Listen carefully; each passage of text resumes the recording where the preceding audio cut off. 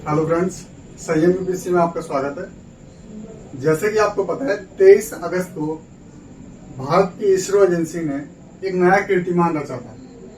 वैसा ही कीर्तिमान दोबारा रचने इसरो जा रही है और इस बार हम लोग आदित्य L1 मिशन के द्वारा सूर्य के बारे में जानकारी एकत्रित करना चाहते हैं और इसरो इसमें भी सफलता हासिल करेगी, ये सबको उम्मीद है और सबको विश्वास भी है, क्योंकि इसरो इस वक्त विश्व की सबसे बड़ी एजेंसी है जो स्पेस के रिसर्च के बारे में सबसे आगे है।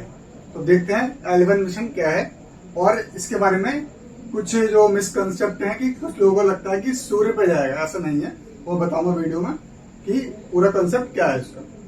ठीक है, तो ISRO ready for sun mission 2 सितंबर को 11:50 पे इस मिशन की लॉन्चिंग होगी और मिशन को वहां तक पहुंचने में कहां तक L1.1 वहां तक पहुंचने में 4 महीने लगेंगे। ठीक है, तो देखेंगे लैंग्वेज पॉइंट किसे कहते हैं, जिसे कहते हैं L1 पॉइंट, लैंग्वेज पॉइंट जिसे कहते हैं। तो 2 सितंबर को दिन में 11:50 पर लॉन्च किया जाएगा मिशन ये।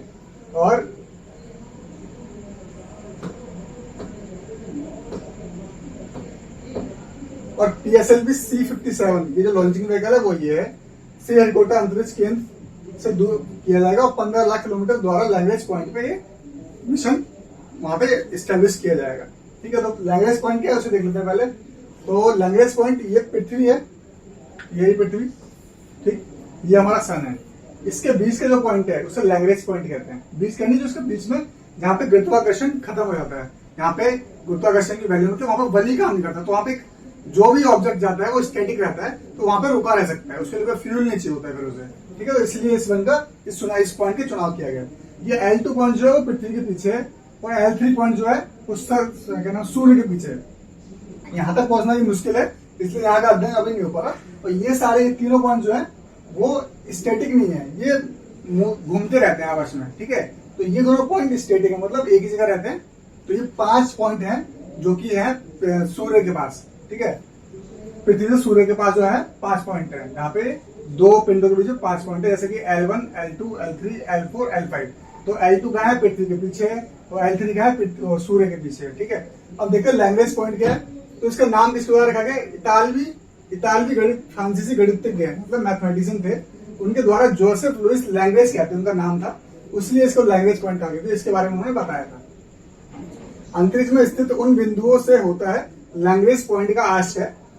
अंतरिक्ष में स्थित उन बिंदुओं से होता है जहां 2 अंतरिक्ष निकायों जैसे सूर्य और पृथ्वी, जैसे सूर्य हो गया पृथ्वी हो गया, के गुरुत्वाकर्षण बल के कारण आकर्षण और प्रतिकर्षण का क्षेत्र उत्पन्न होता है।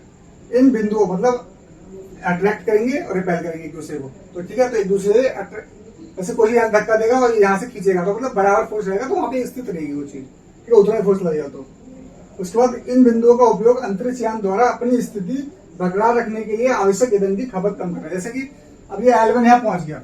ठीक है, यहाँ पे क्या होता है, अट्रैक्शन होगा और रिपल्शन होगा, दोनों काम होंगे। तो यहाँ पे क्या होगा, ये अट्रैक्शन और रिपल्शन होगा, तो यहाँ पे क्या, ये यहाँ पे स्थित रहेगा, तो ये इसके बारे में अध्ययन कर सकेगा।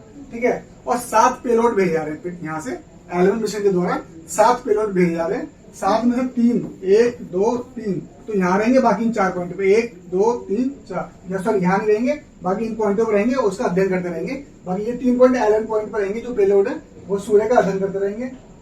ठीक है, तो इसलिए हम लोग भेज रहे हैं, क्योंकि वो L1 पॉइंट ही चुना है, क्योंकि यहाँ पे आके गुरुत्वाकर्षण और क्या नाम प्रतिकर्षण जो पॉइंट है वो बरकरार रहते हैं, मतलब एक दूसरे एक खींचता है अपनी तरफ, एक भागता है, तो मतलब दोनों के फोर्स बराबर लगते रहते हैं, तो एक जगह पे रहता है। ठीक है, तो इसलिए L1 पॉइंट का चुनाव किया गया। उसके बाद आदित्य L1 7 पेलोड लगे, मैंने बताया अभी, जो अलग अलग बैंडों में फोटोस्फीयर कहाँ का जाएंगे। देखो, प्रकाश मंडल जिसे कहते हैं, जो सूर्य के उसके आसपास की जो सतह है उनकी बात कर रहे हैं। क्रोमोस्फीयर सूर्य की दिखाई देने वाली सतह, ठीक ऊपरी सतह, दिखाई देने वाली से ठीक ऊपरी सतह किसे कहते हैं, क्रोमोस्फीयर, सूर्य की। और सूर्य की सबसे भारी परत कोरोना का अध्ययन करने की मदद करेगा। ये हमारे 7 पेलोड है, इन पे अध्ययन होगा तो मदद होगी इससे। आदित्य L1 को L1 पॉइंट तक पहुंचाने में 4 महीने लगेंगे। L1 से ही सूर्य का अध्ययन करेगा आदित्य L1, मतलब उस जगह से ही सूर्य का अध्ययन होगा, ना कि उसके पास जाके। तो सबसे बड़ी भ्रांति क्या है कि हमारा मिशन जो है सूर्य पर जा रहा है, सूर्य पर जा रहा है, L1 पॉइंट पे जा रहा है। तो पृथ्वी और सूर्य की कुछ दूरी पे है, बीच में कुछ दूरी पे है, वो पॉइंट सटीक है। क्यों, मैं बताता हूँ आगे।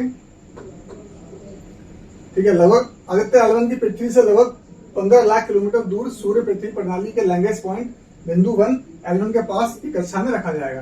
ठीक है, इसके बाद क्या जैसे देखो, ये सूर्य हो गया, ये पृथ्वी होगी, ये पृथ्वी होगी। तो सूर्य से पृथ्वी की दूरी जो है 150 मिलियन किलोमीटर ये है। ठीक, और जो L1 पॉइंट है इन दोनों के बीच में, जैसे मान लो ये L1 पॉइंट है, ये L1 पॉइंट है, तो इसकी दूरी कितनी है? 15 लाख किलोमीटर, 1.5 मिलियन बोलते हैं सर, 1.5 मिलियन किलोमीटर। और ये कितना दूरी है? मतलब ये सिर्फ 1% ही है इसकी, सूर्य से लेकर पृथ्वी की दूरी के 1% दूरी पे हम भेज रहे हैं इसको। ठीक है, ये पॉइंट कुछ इंपॉर्टेंट पॉइंट है जो आपको पता होना चाहिए आदित्य L1 मिशन के बारे में।